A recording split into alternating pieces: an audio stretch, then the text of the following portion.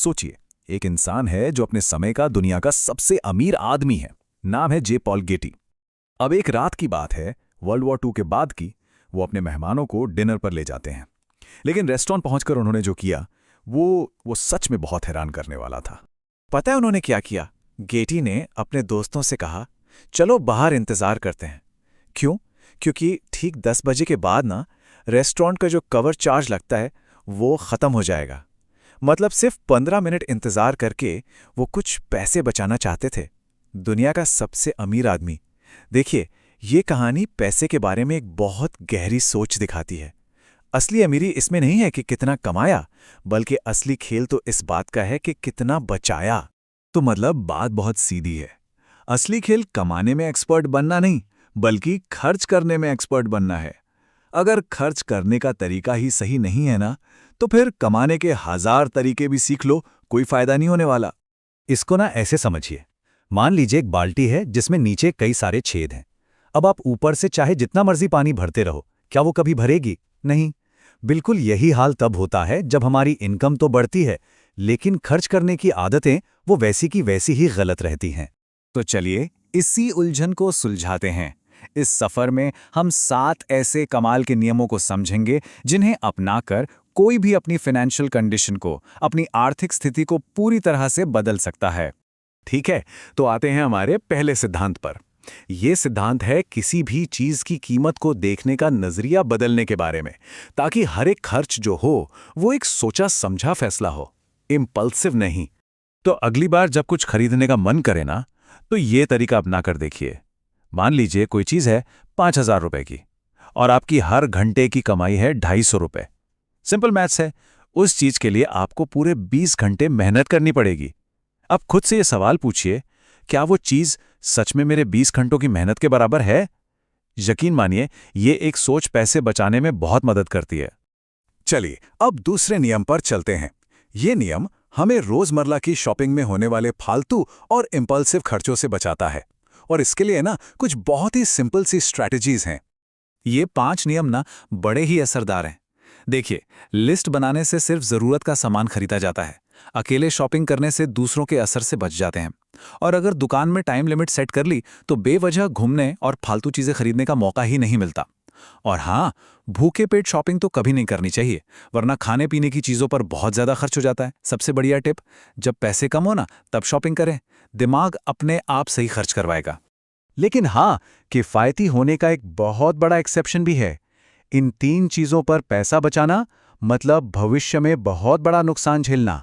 खराब खाना बीमार कर सकता है, और एजुकेशन में कंजूसी वो तो जीवन भर पीछे रख सकती है।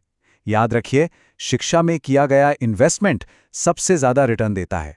देखिए, जिस तरह सही जगह इन्वेस्ट करना जरूरी है, ठीक उसी तरह गलत जगह से पैसे के फ्लो को रोकना भी उतना ही जरूरी है।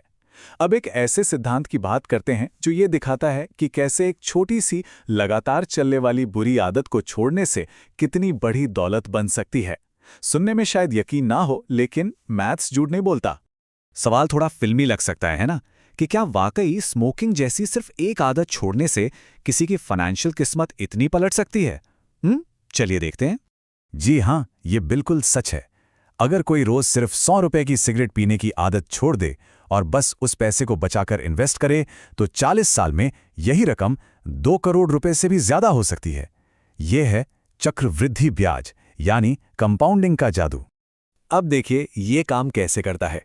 हर साल लगभग 40,000 रुपए की बचत को अगर सिर्फ 10% के रेट से इन्वेस्ट किया जाए तो 34वें साल तक ये रकम 1 करोड़ के पार हो जाती है, और 40वें साल तक ये 2.14 करोड़ रुपए तक पहुंच जाती है। मतलब सेहत भी बची और दौलत भी बन गई।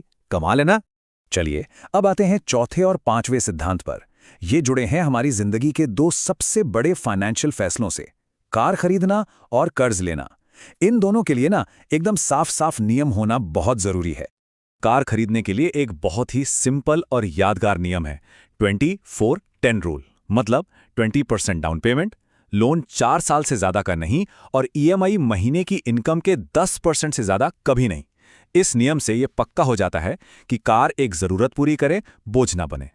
और हाँ, एक और जरूरी चेकिंग पॉइंट, कार की कुल कीमत आपकी साल भर की कमाई के 50% से कम होनी चाहिए। मतलब अगर किसी की साल की कमाई 20 लाख है तो उसे किसी भी हालत में 10 लाख से महंगी कार नहीं लेनी चाहिए। इन नियमों को फॉलो करने से फाइनेंशियल हेल्थ बनी रहती है। देखिए, हर कर्ज बुरा नहीं होता। एक होता है अच्छा कर्ज और एक होता है बुरा कर्ज। अच्छा कर्ज वो है जो ऐसी संपत्ति खरीदने के लिए लिया जाए जिसकी वैल्यू समय के साथ बढ़े, जैसे कि घर। और बुरा कर्ज वो घूमने फिरने या ऐसी चीजों के लिए लिया जाता है जिनकी कीमत तुरंत घट जाती है। अमीर लोग अच्छा कर्ज लेते हैं, जबकि बाकी लोग अक्सर बुरे कर्ज में फंस जाते हैं। अब हम आते हैं अपने आखिरी 2 सिद्धांतों पर, छठा और 7वां सिद्धांत। ये हमारी फाइनेंशियल सोच और भविष्य को सुरक्षित करने पर फोकस करते हैं। कह सकते हैं कि ये नियम पैसे के साथ हमारे इमोशनल रिश्ते के बारे में है। विल रॉजर्स का ये कोट ना दिखावे के लिए खर्च करने के जाल को बहुत अच्छे से समझाता है। दूसरों को इम्प्रेस करने के लिए खर्च करना ये अपनी फाइनेंशियल कब्र खोदने जैसा है। और सच तो ये है कि अमीर लोग ऐसा बिल्कुल नहीं करते। इस आदत को कहते हैं लाइफस्टाइल इन्फ्लेशन। मतलब जैसे ही इनकम बढ़ी, खर्चे भी बढ़ गए। सैलरी बढ़ते ही या कहीं से एक्स्ट्रा पैसा आते ही नया फोन, नया सोफा, नई कार, ये सब खरीदने का मन करने लगता है।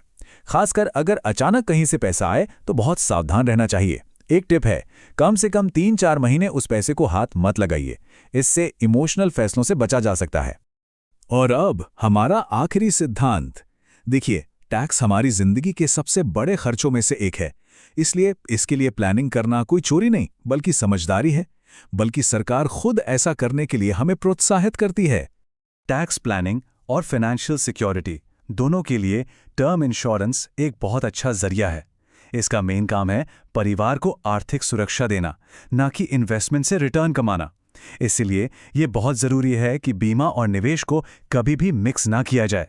और एक अच्छी पॉलिसी कम से कम आपकी सालाना इनकम की 10 गुना होनी चाहिए। तो इन सभी 7 सिद्धांतों का सार बस इतना ही है।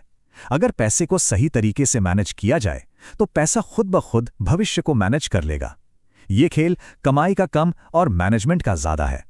और अंत में बस एक सवाल छोड़कर जा रहा हूं, पैसा खर्च करने वाले को कंट्रोल कर रहा है या खर्च करने वाला पैसे को कंट्रोल कर रहा है?